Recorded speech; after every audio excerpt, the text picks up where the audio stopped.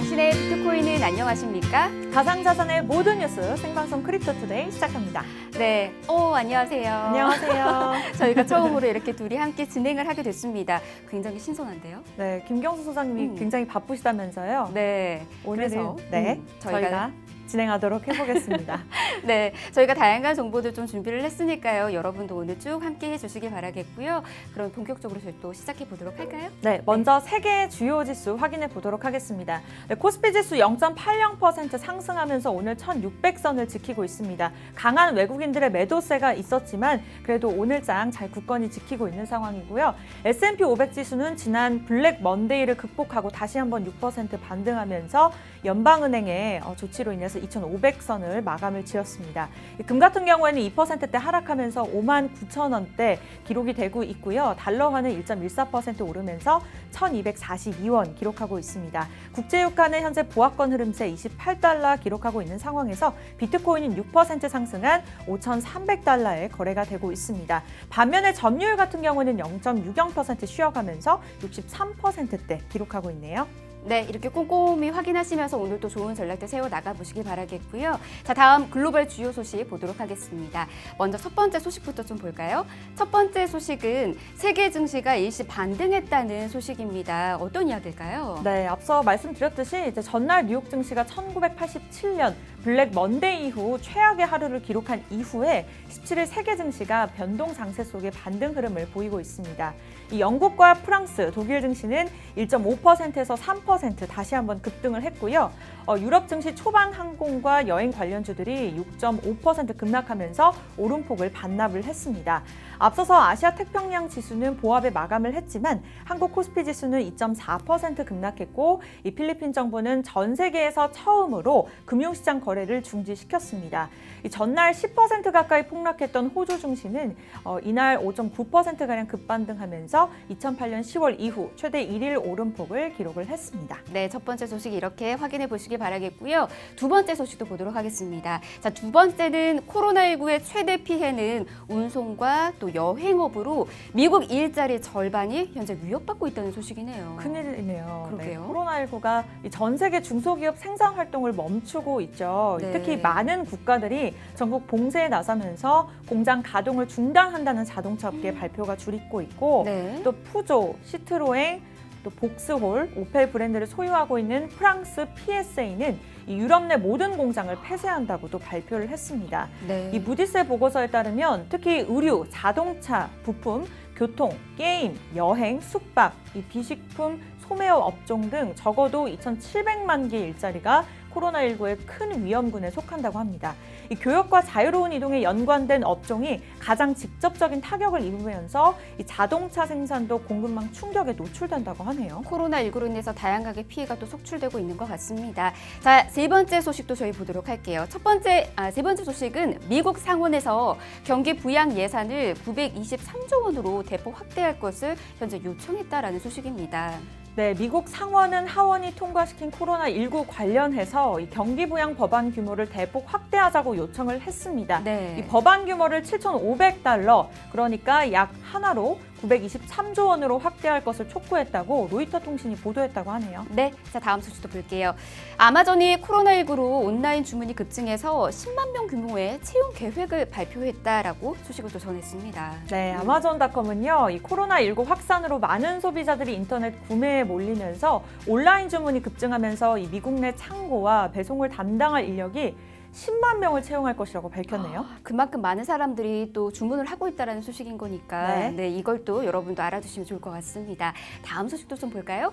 비트코인이 미국민 대상에서 현금 지급 계획에 5,500달러로 장중 고점을 현재 찍었다고 하네요. 네. 코로나 바이러스 사태로 이제 타격을 받았던 미국인들에게 현금을 나눠준다는 미국 정부의 계획에 비트코인이 상승세를 나타냈다고 이 유투데이가 보도를 했습니다. 이 기사에 따르면요, 비트코인은 미국 정부의 현금 지급 소식이 전해진 뒤 6% 넘게 상승을 했고요. 네. 5,507달러의 장중 고점을 찍었습니다. 네, 이렇게 글로벌 주요 소식 저희 한번 살펴봤고요. 다음은 국내 주요 소식도 보도록 하겠습니다. 첫 번째 국내 소식은 코로나19에도 삼성전자 메모리 반도체 부문의 초격차 계획은 계획대로 추진한다라는 소식입니다. 네, 메모리 반도체 1위 삼성전자가 코로나19 여파에도 초격차를 벌리기 위한 계획을 예정대로 착수한다고 합니다. 17일 삼성전자와 업계에 따르면요. 삼성전자는 중국 시안 2 공장에서 신규 라인을 가동, 그리고 스마트 PC, 서버 등에서 데이터 저장 장치로 활용되는 이 5세대 V 낸드 플래시 메모리 양산을 본격적으로 시작했다고 합니다. 네, 다음 소식도 볼게요. 암호화폐 거래소 신고제를 담은 특근법이 정부의 국무회의를 현재 통과했다라는 소식입니다. 네, 사업자에 대한 신고제 도입 및 자금 세탁 방지 의무 부과를 골자로 하는 이 특근법 일부 개정 법률 국무회의를 통과했다고 합니다. 금융위원회는 17일 문재인 대통령 주재로 열린 국무회의에서 이 특근법 일부 개정 법률이 의결되면서 3월 중 공포될 예정이라고 또 전했습니다. 네, 얼마 남지 않았네요. 이번 달 안에 또 발표가 될 것으로 기대가 모아지고 있습니다. 다음 소식 볼까요? 세 번째 소식은 특허청이 블록체인 기반 모바일 상표 출원 서비스를 개통했다라는 소식입니다. 네, 이 특허청은 상표 출원, 민원 처리 등을 스마트폰으로 이용할 수 있도록 지원하는 특허로를 16일부터 본격적으로 운영하기 시작했다고 밝혔는데요. 이 특허로는 상표 출원부터 통지서 수신, 수수료 납부, 심사 처리 상황 조회, 등록증 발급 등의 서비스를 제공한다고 전했습니다. 네, 자 다음은 업계 주요 소식도 저희 살펴볼까요? 첫 번째 소식은 이더리움 클래식 협동조합 이사회 멤버 제임스 우가 현재 사임했다고 합니다. 이 이유가 네. 내부 의견 충돌 때문이라는 의견이네요. 네, 이더리움 클래식 협동조합 이사회 멤버 3명 중 1명이 제임스 우가 밥 서머월 전무이사와의 의견 충돌로 사임을 했죠. 네. 그는 밥 서머월은 청렴하지 않고 이 조직을 이끄는 데 필요한 판단력이 부족하다며 네. 예산, 운영, 그리고 프로그램 관련 투명성 부족 등 이 재정 부실이 지속되고 있다고 지적을 했습니다. 어떤 문제점들이 계속해서 나왔던 것 같습니다. 네. 자, 다음 소식도 볼게요.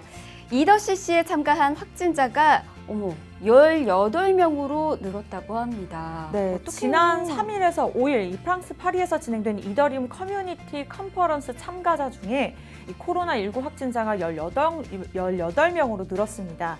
현재 구글 문서를 통해서 참가자 중 이 코로나 확진자 리스트를 실시간으로 업로드 있다고 하니까요. 여러분들도 참고를 해보시면 좋을 것 같습니다. 네, 마침 어제 또 소장님과 이 이야기 잠시 나누긴 했었는데요. 네네. 집단 행사나 이런 부분들은 가급적이면 정말 피해 주시면 좋을 것 같습니다. 네. 자, 다음 세 번째 소식도 보도록 하겠습니다. 비트맥스가 시스템 장애 피해자 156명에게 40.3개의 이 비트코인을 배상한다라고 합니다.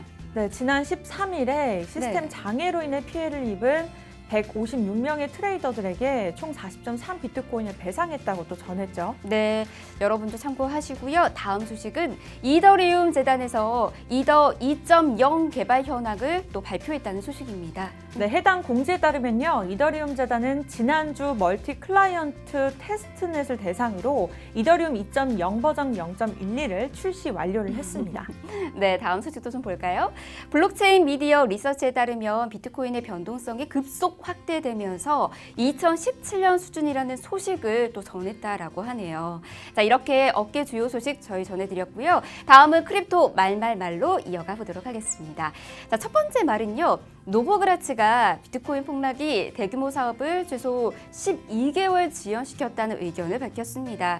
12개월이면 뭐 1년 아닌가요? 네, 거의 1년인 거죠. 네. 암호화폐 전문 투자 운용사 갤럭시 디지털의 최고 경영자인 마이크 노보그라츠가 최근 비트코인 폭락은 암호화폐 대규모 채택을 12개월에서 18개월 지연시킨 것과 같다고 합니다. 네. 12개월에서 18개월 전으로 거슬러 올라왔다라고 진단을 했는데요. 최근 암호화폐 폭락은 고점에 매수한 투자자들에게 좌절을 주고 신규 잠재 투자자들을 겁먹게 만들었지만 네. 이 암호화폐를 진짜 자산 클래스로 만들기 위한 게임은 아직까지 끝나지 않았다며 이 하락하고 있는 자산에 너무 일찍 섣부르게 투자하는 것은 피해야 한다라고 강조를 했습니다. 네, 요즘 뭐 좀 떨어지니까는 지금이 매수 타이밍인가 이렇게 생각하시는 분들도 있는데 그렇지 네. 않다라는 거 여러분도 확인하시고요. 다음 말도 좀 볼게요. 13일 비트코인 급락 이후에 비트코인 매수의 구글 트렌드 지수가 100을 기록하면서 같은 날 금 매수의 구글 트렌드 지수가 또 92를 넘어섰다고 또 보도가 됐습니다. 금을 이긴 거는 2017년 그 난리 때 이후에 또 처음이다라는 이야기가 좀 있네요. 네, 이 롱앤시가 최근 비트코인 가격이 3,600에서 3,800달러 구간까지 하락한 것은 이 암호화폐 시장이 높은 레버리지 구조가 최대 원인이라고 진단을 했습니다. 네. 이 암호화폐 시장이 지원하는 불량 레버리지는 시장 리스크를 극대화한다고 전했습니다. 네, 다음 말도 좀 볼게요. 네 번째 말은 자오장펑 바이낸스 CEO가 트위터를 통해서 아직도 비트코인 가치가 0이 될까 봐 걱정하는가? 그럴 일은 절대 없다. 내가 단돈 1펜이라도 갖고 있는 한 우려하는 일은 발생하지 않을 것이다. 이렇게 말을 했다고 합니다. 사실 이 말이 별로 믿음은 가지 않습니다. 뭐 0으로 수렴할 것이라는 걱정은 저희도 하지 않지 않나요? 네. 네, 이렇게 저희가 다양한 말들도 전해드렸습니다. 여러분도 이 소식 들으면서 오늘 전략 세워 나가보시기 바라겠고요.